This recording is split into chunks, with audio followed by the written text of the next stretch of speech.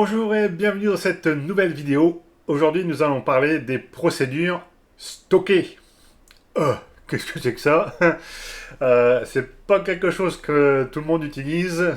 Ça demande Enfin, ça demande, c'est pas très compliqué en fait, mais encore faut-il savoir à quoi ça sert. Et c'est justement ce que je vais vous montrer dans cette vidéo. Alors sachez que le contenu enfin ce qu'on va voir ici, je l'examine en profondeur dans ma formation complète sur les bases de données. Donc je vous mets le lien évidemment en dessous dans la description. Alors qu'est-ce que c'est qu'une base de données, enfin qu'une procédure stockée, à quoi ça sert et comment on l'utilise? Voilà trois questions auxquelles on va essayer de répondre. Alors déjà, à quoi ça sert? On va avoir une petite idée si on examine la doc de PCsoft. Alors déjà, information importante, vous ne pouvez avoir des... Pourquoi il ne fait pas voilà, ce que je veux? Voilà. Procédure, enfin, information importante, donc c'est du HFSQL en mode client-serveur. Enfin, HFSQL, pas forcément. Vous pouvez avoir des procédures stockées sur du SQL, MariaDB, ou bien d'autres choses encore. Hein. Donc, voilà. Il faut que ce soit que votre base de données de toute manière soit en client-serveur, sinon vous ne pourrez pas en faire. Alors on nous dit que les procédures stockées permettent de simplifier l'évolution et la maintenance de vos applications en factorisant le code. Euh, on, pourrait, euh, on pourrait très bien imaginer que vous avez une base de données qui vous sert sur du mobile et puis sur PC. Voilà. Vous avez plusieurs supports. Plutôt que de créer des procédures qui seraient dans l'application pour faire de la modification ou écrire par exemple, bah, vous faites une procédure stockée, puis comme elle fait partie en fait de votre analyse, elle va être déportée sur votre base de données. Donc du coup, s'il y a une modification à faire, il n'y aura qu'à modifier cette procédure stockée et, euh, et puis ça sera tout quoi. Donc c'est ce qu'on nous dit un petit peu par la suite. Hein. Si la manière d'accéder à vos données change, ben, vous n'aurez juste que la procédure stockée à modifier. Euh, alors après, chose importante, je pense que c'est le point important qui va vous décider d'utiliser des procédures stockées ou non, c'est que ça va vous permettre de limiter les allers-retours entre le post client et le post serveur quand vous faites des modifications. Parce que je sais que la plupart d'entre vous, vous utilisez non pas des requêtes, mais des liaisons directes de vos fichiers de données. Le problème, c'est que quand vous faites une mise à jour d'un prix, par exemple, vous faites une boucle pour tout, ou tant que, enfin, peu importe. Puis, bon, à chaque fois que vous faites votre lecture, vous faites votre modif, vous enregistrez. Mais en fait, à chaque fois que vous faites une boucle, vous faites un aller-retour entre votre PC et la base de données. Donc là, c'est pas top du tout. Et la procédure stockée vous permet de limiter ça. Alors nous, ce qu'on va voir ici, c'est les procédures stockées. Hein. Vous avez peut-être remarqué que là en haut, on parle également de requêtes stockées. Alors, je ne vous cache pas que si vous préférez les requêtes stockées, il faudra plutôt les faire, si c'est des requêtes complexes, en SQL, en langage SQL, et non pas avec l'éditeur de requêtes. Hein. Mais bon, pour l'exemple, on pourrait également le faire. Nous, on va uniquement parler des procédures. Hein. Euh, alors, qu'est-ce qu'on nous dit d'autre? Bon, bah, il y a toute la méthode ici pour les faire. Et petite chose importante, où est-ce que j'ai vu ça? Ah, tac, tac, tac. Voilà, c'est ici. Les procédures compatibles avec le 64 bits. Donc, en fait, si vous avez créé un exécutable qui, lui, est en 32 bits, mais que votre base de données est en 64 bits, il va falloir activer une petite option qui se trouve ici, là. C'est activer les erreurs de compilation pour la compatibilité 64 bits. Alors, je vais vous montrer où c'est. Hein. Et puis voilà quoi.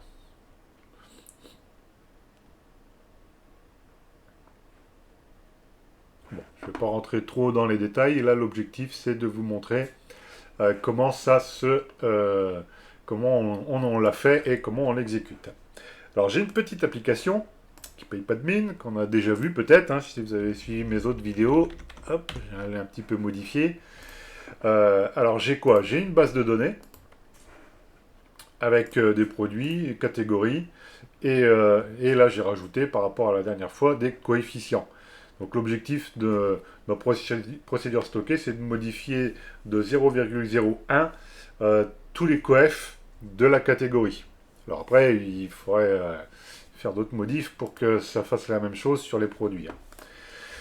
Euh, alors, j'ai modifié évidemment ma base de données. Là, la structure elle est en classique, puisqu'on voit bien que le petit bandeau rubrique il est en bordeaux. Du coup, j'ai rajouté ici une variable de type connexion.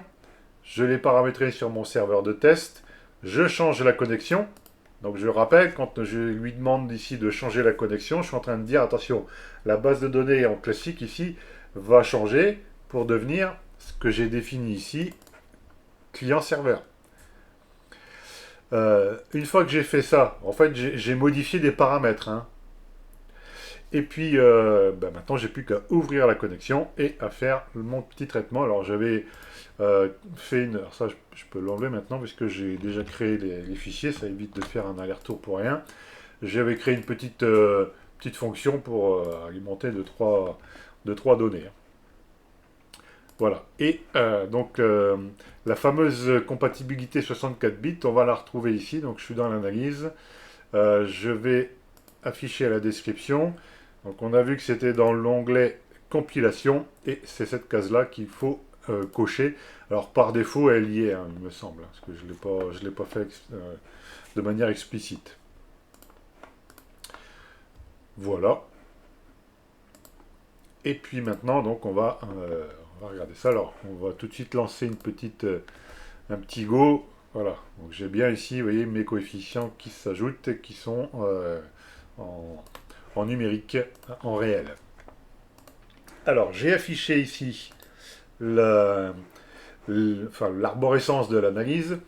On retrouve ici deux blocs procédure et requête stockée. Alors, je vais faire un clic droit sur procédure stockée. Je vais lui demander de créer une nouvelle collection que je vais appeler PS-Col pour procédure stockée, collection. Bon, je vais l'appeler catégorie pour dire bah, ça se rapporte aux éléments de la table catégorie. Je fais OK. Voilà, ça se trouve ici. Je vais maintenant créer ma petite procédure que je vais appeler MashCoef par exemple. Voilà, ici, je vais mettre ce que ça fait, augmentation du coef de plus 0,0 0,01. Voilà. Ensuite, qu'est-ce que je vais faire? Je vais mémoriser le coef dans une petite variable, même si je ne suis pas obligé. Est un numérique qui va être égal à 0,01. Maintenant, qu'est-ce que je fais? Je vais parcourir ma table des catégories pour toutes les catégories. Voilà. Je vais faire une lecture de... Enfin, une lecture. Je vais pointer sur la rubrique coefficient et je vais lui demander de s'ajouter mon numérique. Donc plus, hop, coef, voilà.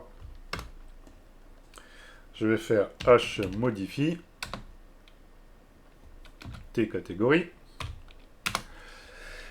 Et puis, alors je vais rien, enfin je vais pas faire le code parce que j'ai pas de produit hein, que j'ai mis ici, mais si j'avais, si je devais modifier maintenant tous les coefs et tous les prix, c'est ici que je devrais faire mon traitement. Modifier aussi les coefs plus prix de tes produits, quoi. Donc là, vous voyez l'intérêt, hein, c'est qu'avec ma procédure, va faire à la fois la mise à jour de ma catégorie, mais également de de tous les produits qui correspondraient à la catégorie, par exemple. Là, par contre, je pourrais utiliser une requête pour faire cette mise à jour. Donc du coup voilà, il va se passer ça. Et puis on va je vais juste faire renvoyer vrai, vous renvoyez vrai. Bon, après, je pourrais faire des traitements pour voir si ça s'est bien déroulé, pas déroulé.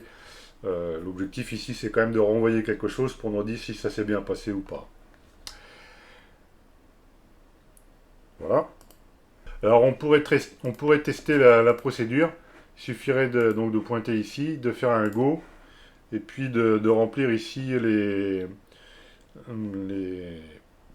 les paramètres, ou bien de sélectionner pardon, une, un nom de connexion là, mais bon là il n'y en a pas. Je vais pas faire le test puisqu'on va le faire nous directement dans l'applicatif, comme il n'y a pas grand chose. Alors on va venir là. Alors vous voyez que j'ai changé, hein. J'étais sur ma collection de procédures et là il me demande de synchroniser le projet. Et bien, oui, parce qu'en fait ma collection de procédures stockées elle se trouve sur le serveur. Alors on va lui dire oui, hop, client serveur. Voilà. J'avais déjà fait des tests, donc il a mémorisé mon nom d'utilisateur avec mon mot de passe. 1, 2, 3. Répétez pas surtout. Tac, création. Voilà, modification. Alors maintenant, je vais créer mon petit bouton qui va lancer cette mise à jour. Hop, mise à jour. Coef. Un clic droit. Alors comment est-ce que je vais exécuter ma procédure stockée, puisque du coup elle n'est pas dans mon application, elle est sur le serveur. D'ailleurs si je fais maj coef, vous voyez, il me met une erreur. Hein. Il me met une erreur, il me dit que c'est pas connu. Hein. Donc oui, forcément, c'est pas dans l'applicatif, mais sur la base de données. Alors on a une procédure. Donc on va exécuter h procédure, h exécute procédure. On lui donne en référence la connexion à la base de données, le nom de la procédure stockée. S'il y avait des paramètres, on pourrait les mettre ici derrière. Et puis, c'est tout.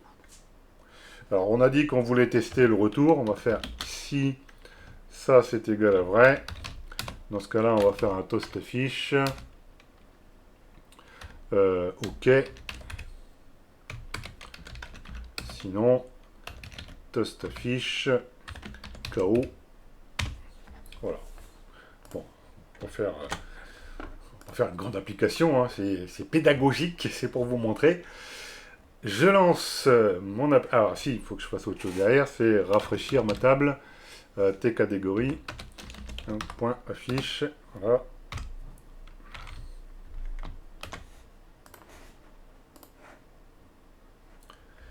Alors, on va faire mise à jour du coef. Là, il a bien augmenté de 0.1 ce que je lui ai, ce que j'ai fait. Donc la procédure stockée, vous voyez, elle s'exécute quand même assez rapidement. Alors c'est sûr, mon serveur, il est à côté, il ne fait pas des milliers de kilomètres, mais bon quand même, le résultat reste assez rapide quand on a des traitements de ce type-là.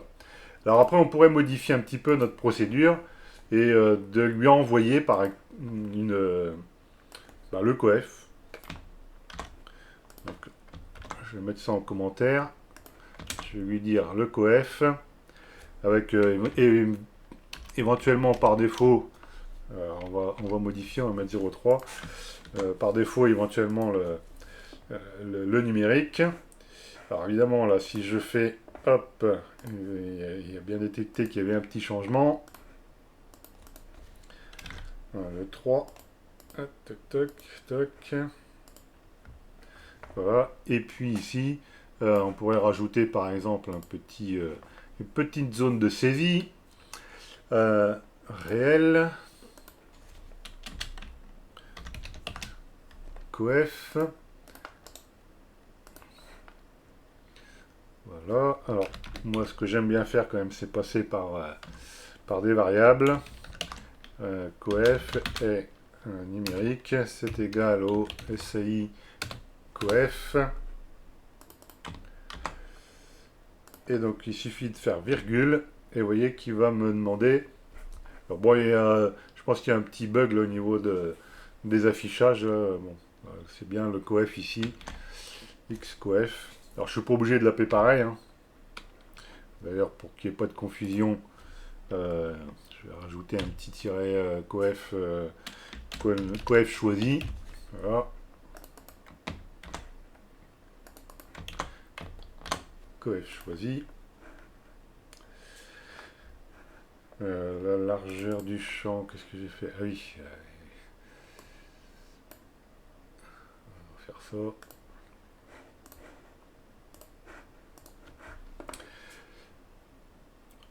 Et bien voilà, je pense qu'on a fait, le tour. Je vais lancer un go.